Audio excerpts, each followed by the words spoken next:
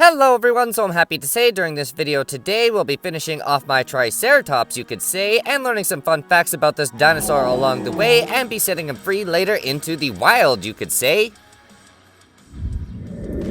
Hello everyone, hope you're all doing well, and thank you for tuning into Moose Motion. Be sure to like the video if you enjoyed the content, comment below what you think, share with your friends, and perhaps consider subscribing if you're new, and be sure you have your post notifications turned on so you don't miss any of the new content. Anyway, thank you for your support, it's highly appreciated.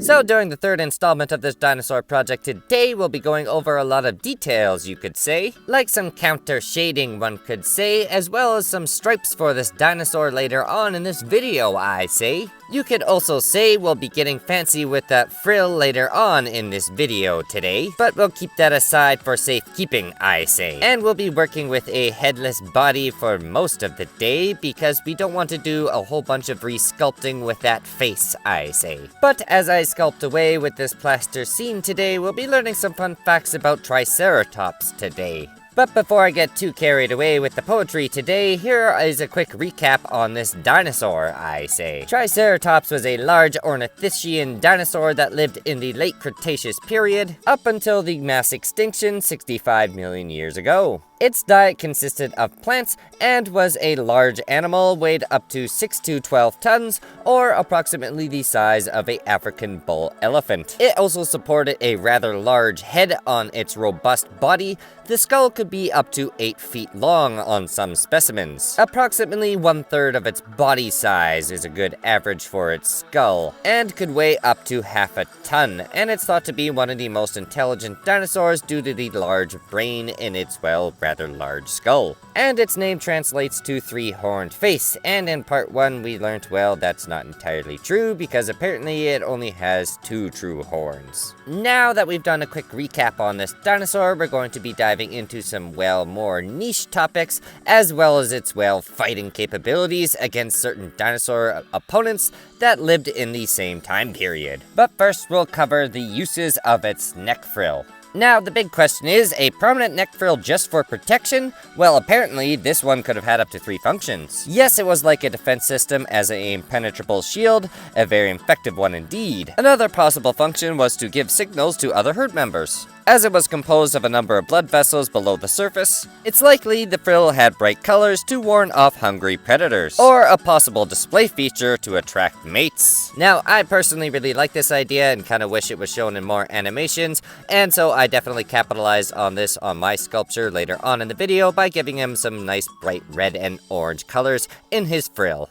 And finally, and assuming the Triceratops was cold-blooded, the frill could have been used as a thermal regulatory system, acting like a radiator. Now it's time to get ready for action! Time to talk about the Triceratops' fighting capabilities. First opponent, Triceratops versus Ankylosaurus. Not only were these two dinosaurs massive and heavily armored, but they both could have easily fended off velociraptors from Jurassic Park or a Tyrannosaurus Rex. Furthermore, both these existed in the Cretaceous period, and in case you had any doubts, it's very likely at some point these large herbivores fought over limited resources. Now that begs the question, who would win in a battle? As we already covered in part 1 and at the beginning of this video for a brief recap, the Triceratops had a rather large brain, so it might have been a bit more skillful in battle / more, well, strategic. As far as weapons, Triceratops had its large horns and, well, large neck frill for protection. However, the Ankylosaurus is no slouch with its cool armor and deadly sledgehammer for a tail. So that leaves us with the question, could the Triceratops horns handle an Ankylosaurus? Well, the Ankylosaurus would only be saved by being shorter and out of range of the Triceratops' horns. Unfortunately, the sides of the Triceratops would be easy targets for the Ankylosaurus' killer tail. However, the Triceratops being more massive, the Triceratops would probably try to use its immense strength to flip over the Ankylosaurus, and then pierce its soft underbelly. What do you think the end result would be? Let me know in the comments below. Now on to our next opponent, T.rex versus Triceratops. These two massive dinosaurs appeared at the same time in the swamps and forests of western North America about 65 million years ago. it's very easy to assume that Tyrannosaurus rex wouldn't hesitate to go after a Triceratops. The Triceratops was pretty quick for its immense size, reaching speeds of 20 miles per hour or 32 kilometers per hour.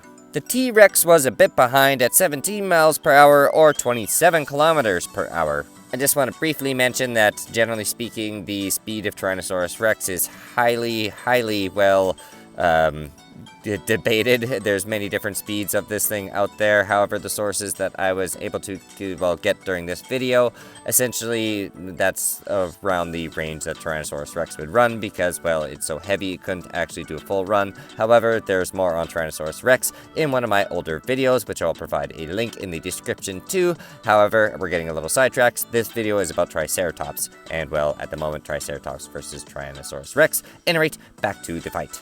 It's true that Triceratops had its frill and large, powerful horns for protection, which some scientists believe that these adaptations were actually evolved in this dinosaur, well, from results of being preyed on by things like T.rex. However, these had to withstand a bite force of 35,000 or even 50,000 newtons of force from a Tyrannosaurus rex. That's more than twice the average crocodile. Plus, the T.rex had better vision and better hearing than the Triceratops. Although Triceratops may have weighed a little bit more than Tyrannosaurus rex, and would be able to inflict serious damage, it probably wouldn't be enough. Apparently, T.rex got away with it most of the time, and the findings support this conclusion.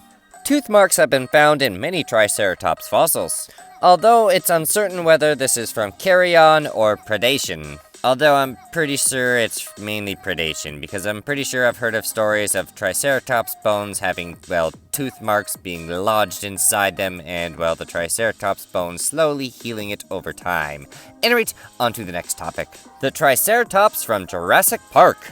Remember the sick Triceratops from the '93 original Jurassic Park? Although it's mentioned in a scene that it could be poisoned from West Indian lilac, the key to solving the mystery was the mentioning of it got sick every 6 weeks. However, in the movie, the mystery was never fully solved. In the book, Dr. Sattler took a look at the stones and solved it. Gastroliths! The Triceratops wasn't constantly sick because the West Indian lilac fruits aren't in its diet, but it accidentally consumed them while it was swallowing gizzard stones. Now, as a person that has gone through the book about 8 times or more at this point, I think, and is currently listening to it again, I'm pretty sure it was a Stegosaurus in the book, not a Triceratops. I'm not exactly 100% sure on this statement, but at any rate, if you haven't actually checked out the book for it, I definitely recommend doing that. It is far better than the movie as far as I'm concerned. However, viewer discretion is advised. It's definitely a far more gory adaptation than the movie.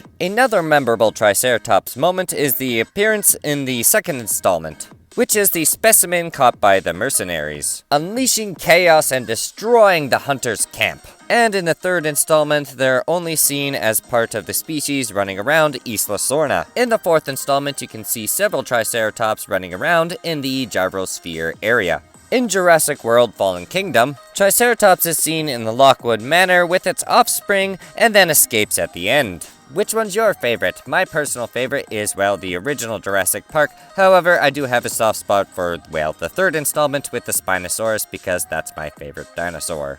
And now one more fun fact about the Triceratops itself. Was it a herd animal or solitary rover? The Triceratops didn't live in herds, as most fossils have been of solitary individuals. At least that's believed to be the case for adult specimens. In the Hell Creek Formation, USA, it's common to discover small groups of Triceratops in juvenile groups. Also, apparently a family group of 3 individuals was found in 2012 in Wyoming. Although it's hard to tell if this was a couple with their offspring, or 2 females and a juvenile they were caring for. Therefore, it's likely Triceratops lived in small family groups, up to a certain age rather than large herds. Now their extinction. A generally accepted theory is that a large asteroid hit the Earth about 65 million years ago, causing the massive extinction event of any animal that couldn't fly, swim, or burrow into the ground. However, many argue Triceratops along with other herbivorous dinosaurs were in decline, or even extinct due to climate change because of increased volcanic activity